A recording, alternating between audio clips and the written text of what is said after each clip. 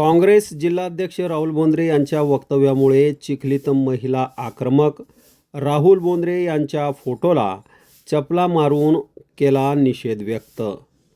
काँग्रेसचे जिल्हाध्यक्ष तथा चिखली विधानसभा मतदारसंघात 15 वर्ष आमदार राहिलेले माजी आमदार राहुल बोंद्रे यांनी आपण काँग्रेस सोडून इतर पक्षात जाणार नाही याचे स्पष्टीकरण देत असताना ते म्हणाले होते की ज्या महिला मी पतिव्रता आहे असं दाखवायचं असतं तीच महिला मोठं कुकू लावते आणि मोठं मंगळसूत्र घालते असं वादग्रस्त वक्तव्य केलं आहे।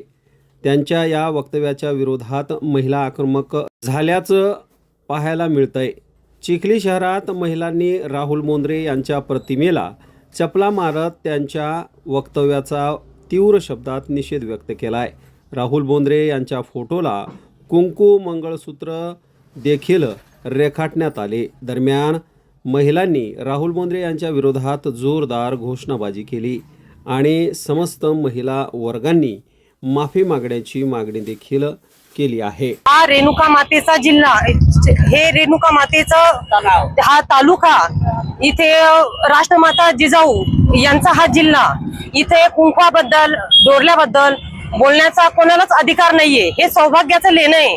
तो ज्याचा त्याचा प्रश्न आहे, कोणी कुंकू लावायचं, कोणी टिकली लावायची, कोणी मंगळसूत्र घालायचं का नाही घालायचा, हा ज्याचा त्याचा पर्सनली आहे। आतापर्यंत काय म्हणतात की महिला आता माणसांच्या खांद्याला खांदा लावून काम करतात। हा आपल्या श्वेताताईला बघून कोणी म्हणाल का की आपला आमदाराचा जिल्हा आहे, ती पण लेडीज आहे। सगळ्या कुंकवाबद्दल हे असं बोलणं योग्य नाही आणि शिके सवरलेल्या माणसांनी असं हे बोलणं अजिबात शोभत नाही त्यांना हे बोलणं। कुंकू या गोष्टीचा मी सुषमा विलास चव्हाण महिला बालकल्याण सभापती म्हणून या गोष्टीचा निषेध करते। निषेध माजी आमदार जिल्हाध्यक्ष काँग्रेस कमिटीचे जिल्हाध्यक्ष राहुल बोंद्रे यांनी बेताल बेवक्ता त्यांनी वक्तव्य केलेलं आहे।